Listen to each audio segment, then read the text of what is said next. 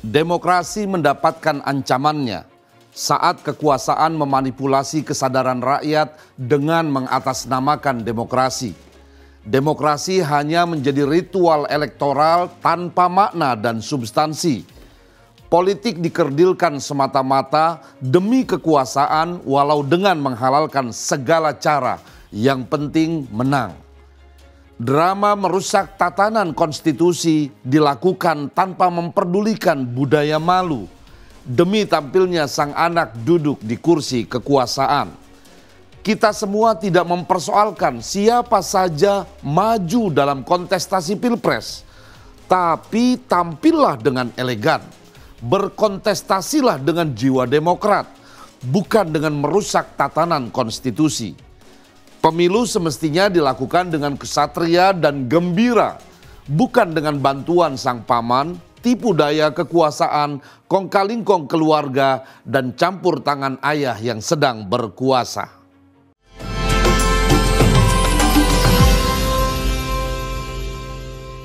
Gonjang-ganjing di Mahkamah Konstitusi sudah berakhir kemarin dengan dibacakannya keputusan sidang etik oleh Majelis Kehormatan Mahkamah Konstitusi yang menyidangkan dugaan pelanggaran kode etik oleh para hakim konstitusi saat memeriksa judicial review batas usia capres dan cawapres.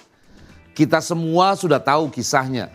Majelis Kehormatan MK menjatuhkan vonis bahwa Ketua MK Anwar Usman yang merupakan paman dari Gibran Rakabuming Raka melakukan pelanggaran berat atas kode etik hakim konstitusi yang disebut Sabta Karsa Hutama. Ketua Majelis Kehormatan MK Profesor Jimli As-Siddiqi memberikan sanksi kepada Anwar Usman dengan 3 hukuman, yaitu dicopot jabatannya dari Ketua Mahkamah Konstitusi. Artinya sekarang dia hanya menjadi hakim konstitusi biasa.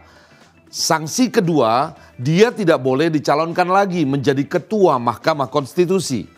Dan yang ketiga, paman Gibran dan Kaesang itu tidak boleh ikut terlibat dalam memeriksa dan memutuskan jika ada perkara perselisihan pemilu dan pilpres yang memiliki potensi benturan kepentingan. Majelis Kehormatan MK terdiri dari 3 orang, yaitu Profesor Jimli As-Siddiqi, Bintan R. Saragi, dan Wahiduddin Adam. Dari ketiga anggota Majelis Kehormatan MK ini, Bintan R. Saragi memiliki pendapat berbeda dengan kedua koleganya dalam memberikan sanksi kepada Anwar Usman atau dissenting opinion. Menurut Bintan Saragi, Anwar terbukti melakukan pelanggaran berat. Sanksi atas pelanggaran berat kode etik hakim tidak cukup hanya dicopot dari jabatan Ketua Mahkamah Konstitusi, tetapi seharusnya diberhentikan dengan tidak hormat dari posisinya sebagai hakim konstitusi. Apapun yang menjadi keputusan Majelis Kehormatan MK, drama penistaan konstitusi yang dilakukan oleh Anwar Usman untuk memuluskan jalan bagi keponakannya menjadi cawapres sudah terbongkar semua.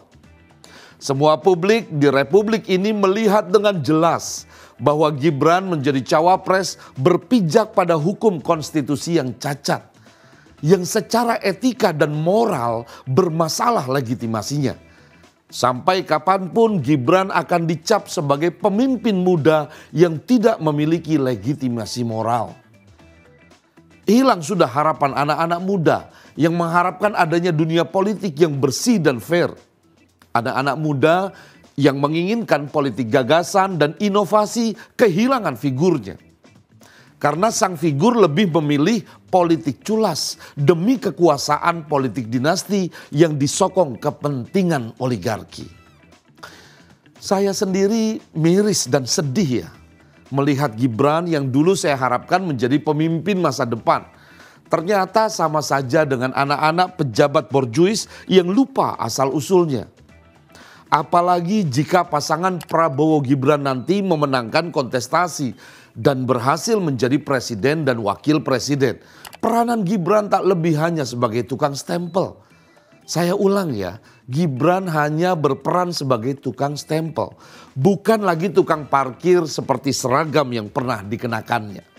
Ketua Tim Kampanye Nasional Koalisi Indonesia Maju yang mengusung Prabowo Gibran menyatakan demikian pada acara deklarasi relawan di lapangan Tapos, Depok. Dengan gamblang, Rosan menyebut bahwa Gibran adalah stempel bagi Jokowi. Rosan mengaku sudah bertemu dengan Jokowi dan Jokowi menyatakan Gibran sekedar stempel saja.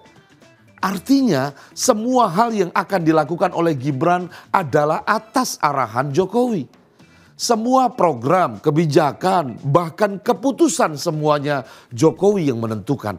Gibran hanya tanda tangan dan stempel saja. Saya bicara dengan Bapak Presiden. Bapak Presiden menyampaikan ini adalah stempel saya. Mas Gibran itu stempel saya. Begitu tandas Rosan menyitir perkataan Jokowi. Sampai di sini kita paham ya, bahwa ucapan Jokowi dirinya sebagai orang tua hanya mendoakan dan merestui tak lebih dari doa supaya melewati hambatan administrasi dan Gibran melenggang maju sebagai cawapres. Maka banyak pihak meragukan apakah Jokowi sebagai presiden akan netral menghadapi kontestasi Pilpres 2024. Banyak fakta menunjukkan akrobat politik Jokowi mengarah dirinya tidak akan netral dalam pemilu. Anaknya yang dibiarkan bahkan didukung menjadi cawapres, putra bungsunya yang menjadi ketua umum PSI semakin menguatkan aroma bahwa pemilu akan dicurangi demi kepentingan kekuasaan keluarga sendiri. Presiden Jokowi menebarkan banyak jaring-jaring pengaman untuk suksesnya pemilu sesuai agendanya. Mulai dari menteri-menterinya yang mendukung sepenuhnya agenda-agendanya. Infrastruktur jaringan IT dan konten untuk mengakses informasi pemilu yang dipegang ketua relawannya yang kini menjadi Menteri Komunikasi dan Informasi. Belum lagi sumber daya di aparat, pemerintahan daerah, TNI dan Polri yang ada di dalam kendalinya. Ini tidak mungkin tidak diketahui oleh partai-partai politik atau koalisi yang mengusung Anies Muhaimin maupun pasangan Ganjar Mahfud. Dengan strategi yang kuat dan taktik yang prima yang bisa menangkal jaring pengaman kekuasaan agar tidak mencurangi pemilu. Semua itu awal muaranya adalah keputusan Mahkamah Konstitusi yang cacat legitimasi itu, yang digunakan tanpa malu-malu untuk mengusung Prabowo Gibran. Sampai kapanpun sejarah akan mencatat bahwa pasangan Prabowo dan Gibran adalah buah dari mengacak-ngacak secara serampangan terhadap konstitusi yang pelakunya yaitu pamannya Gibran telah dikenakan sanksi dan dinyatakan melakukan pelanggaran berat terhadap nilai-nilai etika dan moral kehakiman. Yang saya tidak habis pikir, walaupun dinyatakan melakukan pelanggaran berat dan sudah dicopot jabatannya sebagai ketua Mahkamah Konstitusi, Anwar Usman merasa tidak bersalah. Dia merasa difitnah dengan keputusan Mahkamah Kehormatan MK. Ini fitnah yang amat keji dan sama sekali tidak berdasarkan atas hukum, begitu katanya. Demi sang keponakan terus melaju menjadi cawapres, Anwar Usman pasang badan. Semua opini yang tertuduh kepadanya disebutnya sebagai fitnah. Dan dia menolak untuk mundur dari hakim konstitusi. Bukan hanya pasang badan untuk sang keponakan, Anwar Usman juga berusaha meruntuhkan legitimasi Majelis Kehormatan MK. Menyerang pribadi Profesor Jimli As-Siddiqi, Profesor Saldi Isra, dan Profesor Mahfud MD. Tanpa malu-malu lagi, secara defensif banyak pihak diserangnya. Beberapa hakim konstitusi dan juga banyak tokoh masyarakat prihatin. Seolah mewakili keprihatinan kita semua. Bahwa budaya malu, shame culture, sudah lenyap dari diri hakim konstitusi itu. MK semakin di ujung jurang. Harapan dan kepercayaan kepada lembaga penjaga konstitusi itu berada di titik yang paling bawah. Jika hakim konstitusi sudah cacat moral dan rusak etikanya, kepada siapa lagi diletakkan harapan keadilan atas pemilu yang jujur dan adil? Tapi suara ini tidak boleh berhenti. Kita tidak boleh diam, harus terus mengingatkan kepada semua pihak. Jangan lagi muncul era otoriter setelah kita perjuangkan reformasi dengan darah dan air mata.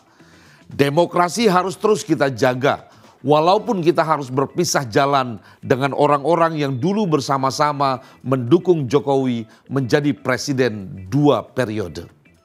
Inilah asa saya, asa Ayah NH.